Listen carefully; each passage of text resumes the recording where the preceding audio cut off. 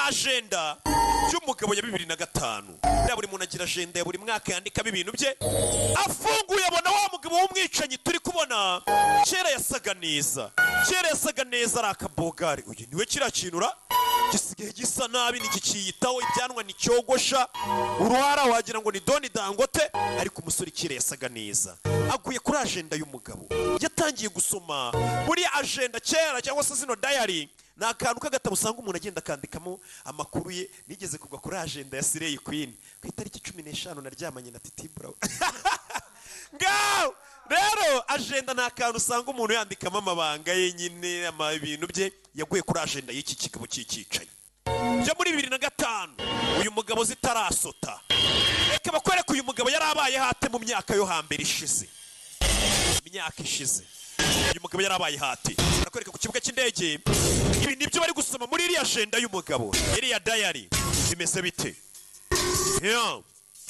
Hano hari private jet privé y'abantu. Uyu mugabo wabaye umwicanyi, wabaye nk'uwasaze Amerikani. Amazina yanjye ni Sanjay. Yari bogari koko, ari umukire. Ntabwo yategaga indege. Bira byo gutega indege ni ibyanyu by'abakene mutega twegeranye uhuriramo n'abantu benshi. Iriya ni nka twegerane yo mu kirere. Ubundi abakire bagenda muri private jet ya wenyine kuko tega taxi voiture. Sanjay Singhania. Bayita Sanjay Singhania.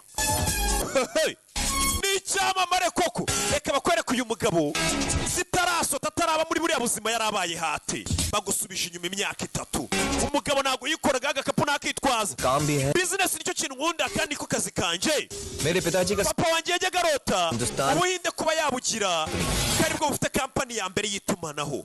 Umugabo wamwakirizaga indabyi yaje afite abapampe benshi cyane. Ubu indoto zaho zari za papa wanjye. Ubu niyo ntego yanjye. Nta kintu nzasiga kidakozwe kugira ngo ibyo mbigereho. Umugabo agenda wagira ngo ni perezida baherekeje. Nuko yagendaga mu myaka 3 ishize bataramukubita ku mutwe ngo zisote. Umugabo yari umukire koko. Umuntu ariko ari umwana muto wakize.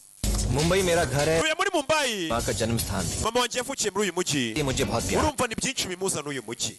Katurori. Mama niho yavukiye.